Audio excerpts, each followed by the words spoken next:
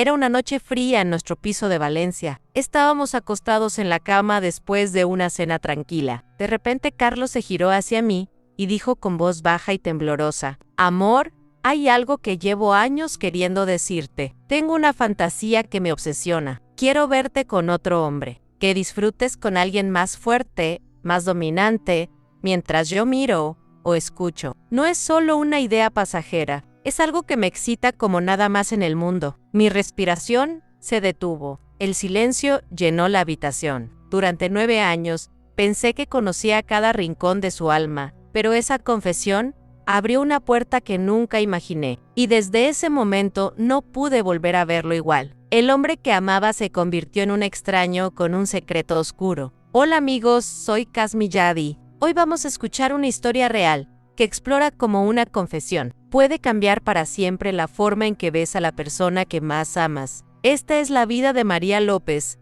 una mujer mexicana de 35 años que trabaja como diseñadora de interiores en Valencia, España. María llegó a España hace 10 años con su esposo Carlos, un arquitecto valenciano que conoció en una feria de diseño en Ciudad de México. Durante años, su matrimonio parecía equilibrado, lleno de proyectos compartidos, viajes por la costa y sueños de formar una familia. Pero una noche, Carlos confesó una fantasía que había guardado en silencio. Esta historia habla de confianza rota, límites personales y la lucha por encontrar la paz después del shock. Si alguna vez has recibido una confesión que te hizo cuestionar todo tu pasado con alguien, quédate hasta el final. Dime en los comentarios qué harías tú si la persona que amas te revelara un deseo que choca con todo lo que crees sobre el amor. Tus opiniones me ayudan a entender estas historias tan profundas. Vamos a entrar paso a paso en la vida de María. María López nació en 1990 en Monterrey, México. Era la hija mediana de una familia trabajadora. Su padre era ingeniero en una fábrica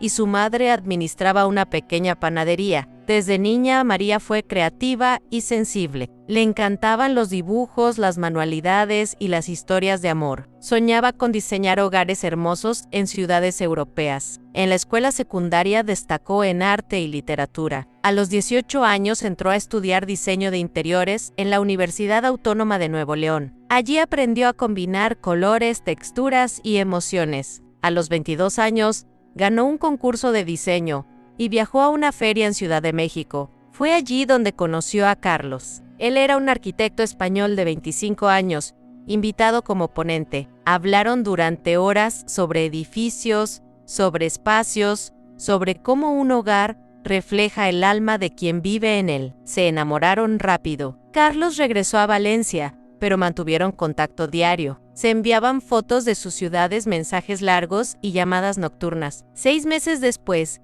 Carlos viajó a Monterrey para conocer a su familia. Pidió su mano en un parque bajo las luces de la ciudad. María aceptó con el corazón acelerado. Se casaron en una ceremonia sencilla en México. Un año después, María se mudó a Valencia con visa de cónyuge. Tenía 24 años y el mundo a sus pies. Al llegar, todo fue mágico. Encontró trabajo en un estudio de diseño de interiores. Carlos y ella vivían en un piso luminoso en el barrio del Carmen. Paseaban por la ciudad de las artes y las ciencias, comían paella en la playa de la Malvarrosa. Veían atardeceres en el parque de cabecera. Planeaban tener hijos, comprar una casa con jardín. La intimidad era dulce y apasionada. Carlos era cariñoso, atento y parecía completamente feliz. María se sentía completa. Pensaba que había encontrado el amor verdadero. Pero con el tiempo, pequeñas grietas aparecieron. Carlos empezó a ser más reservado en temas íntimos. Evitaba hablar de deseos o fantasías profundas. A veces se quedaba mirando el teléfono por horas. Decía que era trabajo o redes sociales. María lo creía porque lo amaba. Nunca imaginó que detrás de esa reserva había una fantasía que lo consumía en silencio. Los primeros años en Valencia fueron los más felices de mi vida. Carlos y yo vivíamos como enamorados eternos. Paseábamos por el casco antiguo de la ciudad, comiendo horchata en las plazas. Visitábamos la Lonja de la Seda y el mercado central los fines de semana. Por las noches, cocinábamos juntos, paella valenciana, con toques mexicanos. Carlos aprendió a hacer tacos al pastor y siempre decía que era mejor que en México. En el trabajo yo diseñaba interiores para casas y oficinas. Carlos construía edificios modernos en la ciudad. Ganábamos bien y empezamos a ahorrar para una casa con jardín. La intimidad era dulce y frecuente. Carlos era tierno, atento y parecía completamente satisfecho. Pero con el tiempo noté cambios sutiles. Empezó a evitar conversaciones sobre deseos profundos. Cuando yo proponía algo nuevo, él sonreía pero cambiaba de tema. A veces se quedaba despierto hasta tarde, mirando el teléfono. Decía que era trabajo o leer noticias. Yo lo creía porque confiaba en él. Una vez encontré su historial de navegación abierto. Había páginas de foros sobre fantasías sexuales. Uno se llamaba Kukoldeng y sumisión. No entendí del todo, pero sentí un malestar. No dije nada pensando que era curiosidad pasajera. Otro día noté que Carlos se excitaba más cuando yo hablaba de hombres atractivos. Preguntaba detalles como qué tipo de hombre me parecía interesante. Yo respondía inocentemente pensando que era juego. Pero él se ponía muy intenso. Después, se quedaba callado y distante. Empecé a sentir una distancia emocional. No era frío, pero ya no era el mismo apasionado de antes. Intentaba reconectar con cenas románticas, masajes, sorpresas. Él respondía, pero siempre parecía distraído. Una noche después del sexo me preguntó si alguna vez había imaginado estar con otro. Yo dije que no, realmente. Él insistió un poco más. Dijo que era normal tener fantasías. Yo cambié de tema porque me incomodó. Esa pregunta quedó grabada en mi mente. Poco a poco los detalles se acumularon. Carlos empezó a tener menos interés en nuestra intimidad. A veces decía que estaba cansado. Yo me sentía rechazada. Pensaba que quizás era el estrés del trabajo. Nunca imaginé que detrás había una fantasía que lo consumía por dentro. La duda crecía cada día un poco más. Yo intentaba ignorarla, pero era imposible. Una tarde, mientras Carlos estaba en el trabajo, decidí revisar su teléfono. Nunca lo había hecho antes porque confiaba en él. Pero esa vez, algo me impulsó. Encontré una app de mensajería oculta. Allí había conversaciones con usuarios anónimos. Los mensajes eran explícitos. Hablaban de fantasías de ver a la pareja con otro. Carlos describía escenarios detallados. Yo leía con el corazón acelerado. Uno de los mensajes decía: imagínalo con María, ella disfrutando mientras yo observo. Mi nombre allí me dejó helada. No era una aventura con otra persona, era un deseo profundo que involucraba a mí. Borré el historial de búsqueda para no dejar rastro, pero no podía borrar lo que había visto. Días después, encontré libros en su estantería. Eran sobre psicología sexual y fetichismo, uno marcado en páginas sobre cuckolding y sumisión. Leí en secreto. Entendí que Carlos encontraba placer en la idea de humillación y entrega. No era solo curiosidad, era una obsesión que llevaba años. Empecé a recordar momentos pasados. Aquellas preguntas sobre otros hombres no eran inocentes, eran parte de su fantasía. Me sentía confundida, traicionada, aunque no había infidelidad física. ¿Era esto una traición emocional? Consulté a una amiga de confianza en México por videollamada. Le conté sin detalles específicos. Ella me aconsejó hablar con él abiertamente. Pero yo tenía miedo de que confirmara lo que sospechaba, miedo de que cambiara nuestra relación para siempre. Pasaron semanas. Carlos notaba mi distancia, pero no preguntaba directamente. Yo fingía normalidad en el día a día, pero por las noches no dormía bien. Soñaba con escenas que me aterrorizaban. Finalmente, una noche de verano, todo explotó. Estábamos en la cama, después de una cena romántica. Carlos me besó y luego se quedó mirándome. Dijo que necesitaba hablar. Su voz temblaba. Mi canto todas.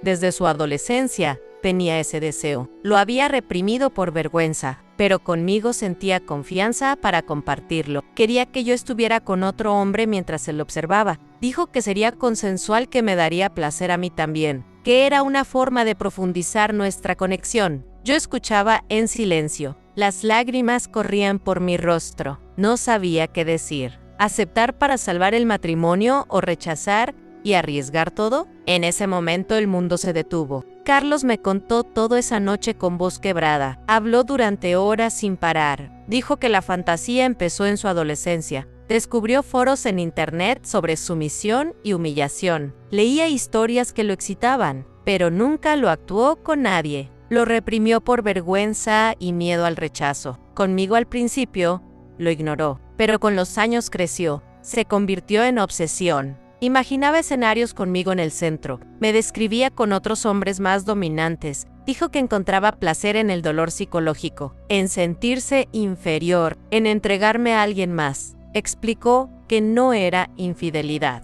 que me amaba y me respetaba, que era una forma de profundizar nuestra conexión. Propuso probarlo consensuado, con reglas de seguridad y límites. Elegiríamos juntos al otro. Sería solo una experiencia no repetida si no me gustaba. Yo escuchaba en shock. Mi mente corría. Pensaba en nuestra vida compartida, en las vacaciones en la Costa Blanca, en las cenas con amigos. ¿Cómo encajaba esto? Le pregunté si lo había intentado antes. Dijo que no físicamente, pero admitió chats en línea. Me mostró su teléfono. Allí había conversaciones con hombres, descripciones detalladas de escenarios. Uno decía: estoy dispuesto a ser el dominante en Valencia. Carlos respondía con ideas que involucraban mi descripción. Dijo que eran solo fantasías virtuales, que nunca pasó a lo real. Pero para mí era una doble vida. Vivía en su cabeza un mundo paralelo, donde yo era la protagonista sin saberlo. Me sentí violada emocionalmente. Le pregunté,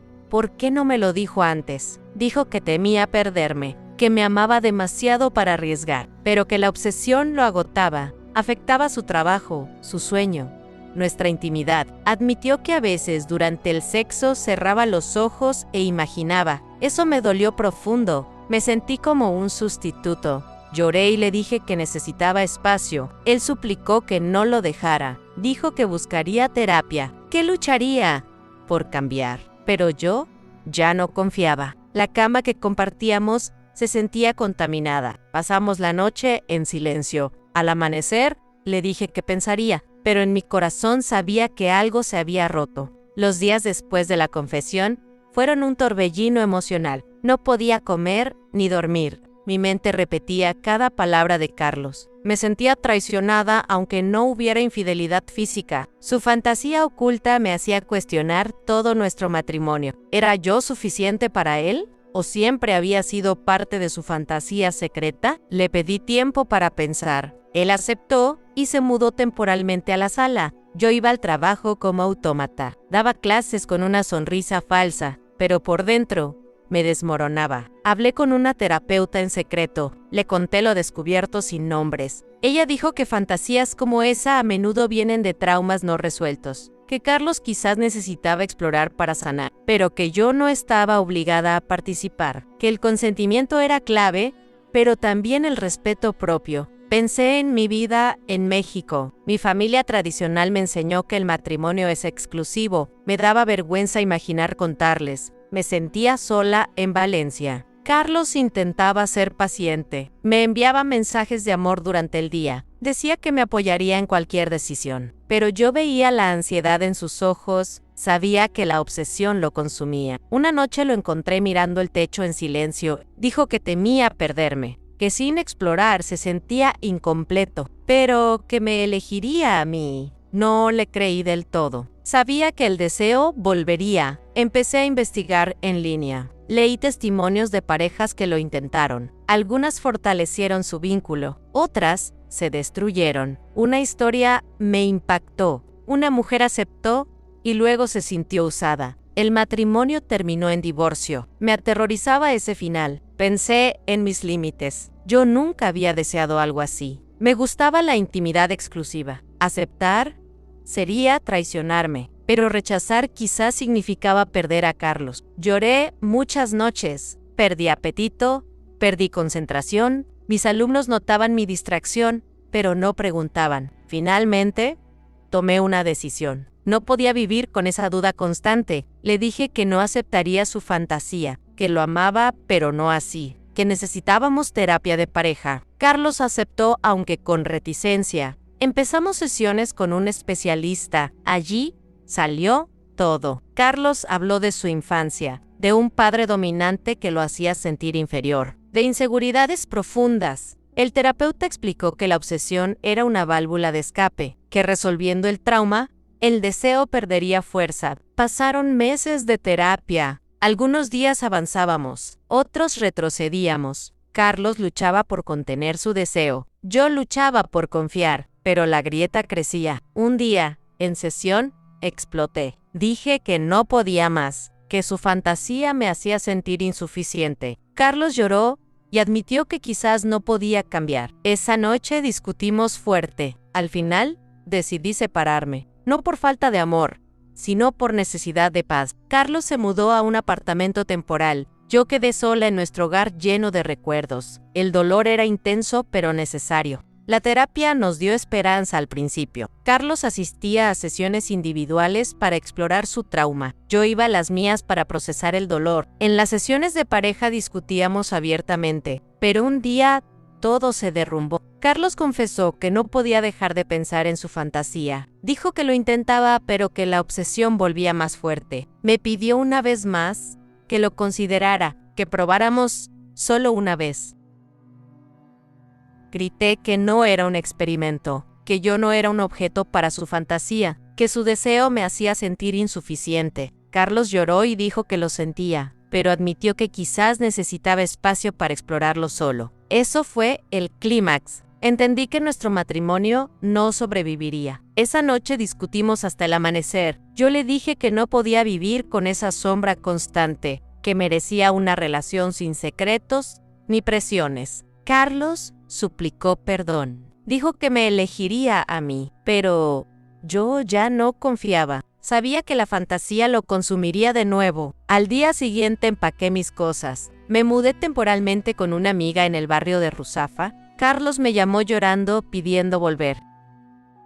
Días después firmamos los papeles de separación. No fue un divorcio inmediato. Queríamos intentarlo como amigos, pero el dolor era demasiado. Carlos empezó a ver a otros terapeutas. Yo me enfoqué en mí. El anillo de matrimonio lo guardé en una caja. Cada vez que lo veía, recordaba el amor perdido, pero también la liberación. La separación fue dolorosa, pero liberadora. Me quedé en el piso al principio. Cada rincón me recordaba a Carlos. Las fotos en las paredes, los libros que compartíamos. Lloré muchas noches sola, pero poco a poco empecé a reconstruirme. Volví a la terapia individual. Allí procesé el rechazo, la confusión, el duelo. La terapeuta me ayudó a entender que no era mi culpa, que la fantasía de Carlos era suya, no mía, que había hecho lo correcto al poner límites. Empecé a salir más con amigos. Daba clases con más pasión. Viajé sola por España. Visit all boy, visit off.